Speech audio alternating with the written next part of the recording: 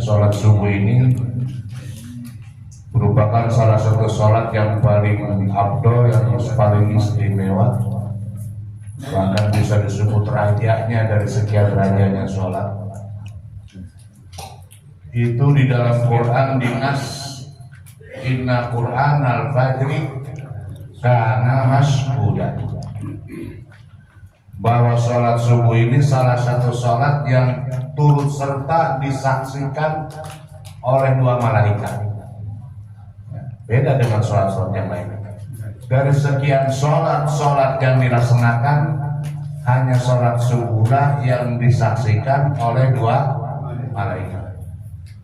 Jadi komentar Ibnu Katsir dalam menafsirkan kata-kata kana mashuda ini, ayat syahaduhu malaikatul lail wa malaikatun nahar, bahwa sholat subuh ini disaksikan oleh dua malaikat, yaitu malaikat penjaga siang termasuk malaikat penjaga malam.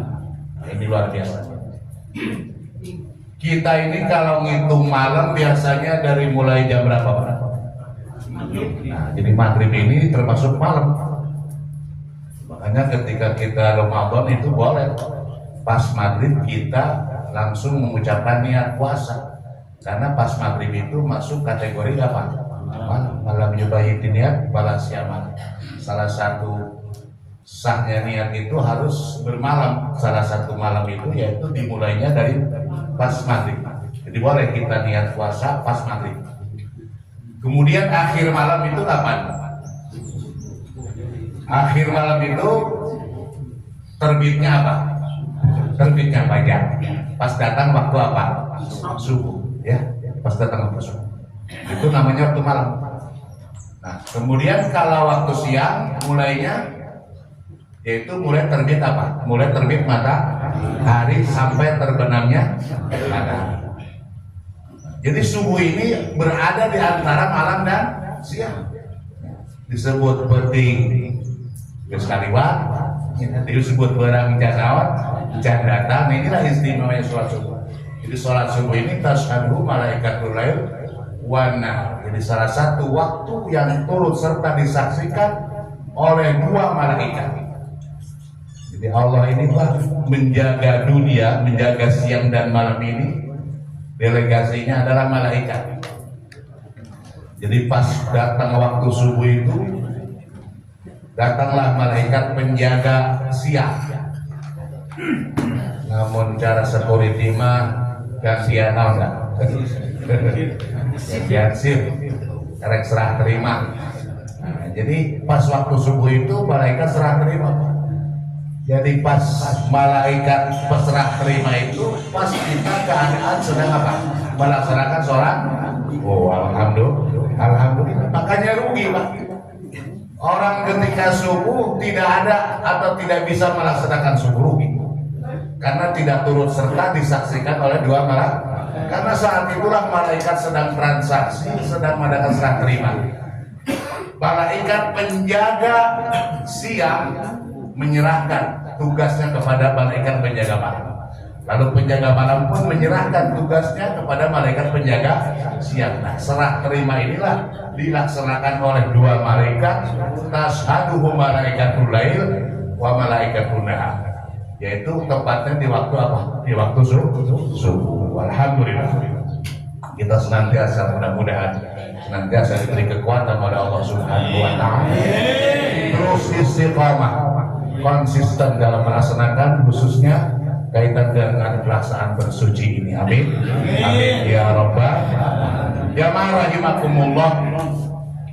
Dalam beberapa saat ke depan, beberapa hari ke depan, kita akan insya Allah bereforia, tahadus bin nikmah, kaitan dengan apa tuh? Kemerdekaan. Ya. La syai'a asman minal hurriyah. Tidak ada sesuatu yang lebih berharga, yang lebih istimewa daripada kita menikmati kemerdekaan. Kemerdekaan negara kita Republik Indonesia yang ke-81. Wajib hukumnya kita bersyukur. Ya, bersyukur tidak hanya harus pasang bendera. Jadi pasang bendera sudah semua pasang bendera, Pak. Pasang bendera ini menyatakan salah satu wujud syukur kita, supaya kita ini tahu sejarah. Jas merah jangan sampai melupakan sejarah, Pak. Kita ini tinggal menikmati. Ketika kita minum air kelapa muda, pernah nggak kita nanya siapa yang menanam kelapanya? Nggak pernah, udah kita minum aja.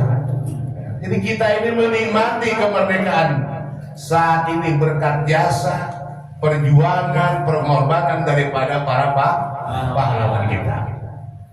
Mereka mengorbankan tenaga, mengorbankan harta, bahkan mengorbankan jiwa. Dan mereka tidak mengharapkan, dan mereka tidak bisa mengisi. Kita ini yang tinggal senangnya, mereka yang berjuang. Inilah pentingnya kita bersyukur atas nikmat kemerdekaan. Apa itu syukur? Ya. Jadi salah satu kewajiban kita bersyukur atas nikmat. Yang disebut nikmat itu adalah syai'un laimun allati tuhmadu akibatu. Nikmat itu adalah sesuatu yang enak, terasa di dalam hati. Nah, ini enak. Di kemerdekaan ini enak, Pak. Pagi-pagi kita sudah siap melaksanakan sholat subuh berjamaah tanpa ada halangan, tanpa ada gangguan. Ini namanya laimun lin nafsi, syai'un laimun lin nafsi tuhmadu akibat. Sesuatu yang enak terasa di dalam hati. Sebentar lagi kata Pak Ustaz saja nanti mau makan apa tadi? Makan lontong apa? Itu alati tuhmadu akibat. Biasanya kalau makan enak, sesuatu yang enak di hati itu senantiasa diomongin nanti di setelahnya. Oh enak banget, bersuci diminta dari salam, ada sungguhannya. Alhamdulillah, ini namanya nikmat. Jadi nikmat itu sesuatu yang enak, terasa di dalam hati, kemudian setelahnya senantiasa dipuji, senantiasa dipuji. Itu namanya nikmat. Lalu ada berapa nikmat ini? Secara rinci nikmat ini kita tidak bisa menghitung. Wa in ta'uddu nikmatallahi la tuhsuha. Gak bisa kita, sehebat apapun kita menggunakan komputer apapun, kita menghitung nikmat Allah udah gak akan mampu. Karena memang Allah tidak mewajibkan kita untuk apa? Untuk hidup. Yang wajib kita ini adalah cukup Jadi secara rinci, secara jumlah nikmat Allah ini tidak mungkin kita bisa hitung. Cuma memang secara jenisnya saja. Secara jenis globalnya nikmat Allah ini dibagi dua.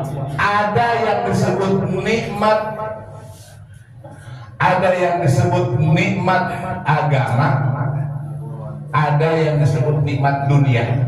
Ini global. Kalau jumlah semuanya tidak bisa dihitung. Nikmat boga imah, nikmat atau boga imah? Nikmat. Boga motor nikmat, boga mobil, boga pemajikan hiji nikmat, dua nikmat, nikmat, dua nikmat, tiga nikmat. Untuk mandu akibat itu orang luar biasa. Jangan dianggap gak nikmat punya istri. Boga pemajikan nikmat, untuk boga pemajikan nikmat. Buru-buru. Jadi orang ketika merinci nikmat ini gak bisa merinci. Makanya ulama hanya cukup membagi nikmat itu ada dua, nikmat dunia, nikmat agama. Nikmat dunia tadi disebut ya, boga imah, nikmat dunia, boga mobil, boga motor, boga pemajikan, nikmat dunia. Itu tuh manu akibat itu semua enak. Cuma dari sekian banyak nikmat dunia ini tidak ada nikmat yang paling istimewa, nikmat yang paling hebat selain daripada nikmat sehat. Udah itu aja Pak. Ya boga imah bagus tapi geringan, gede naon. Ya eta imah teu manfaatkeun da ke sia. Ya. Boga duit loba tapi geringan. boga mobil bagus, gak bisa nyupiran kurang nikmat. Boga motor, apapun nikmat-nikmat dunia ini akan terkalahkan yaitu dengan nikmat sehat. Jadi nikmat sehat ini luar biasa. Jadi orang kalau sudah sehat, segalanya udah milikin apa? Abeh nutup buka duit ke eleh ku sehat banget. Mana cicing bae pan buka duit, uing mah buka duit ke gering. Ya, udah bisa. Mendingan uing teh buka duit bisa. Nah, jadi nikmat sehat ini dari sekian banyak nikmat-nikmat yang paling hebat, yang paling istimewa mengalahkan daripada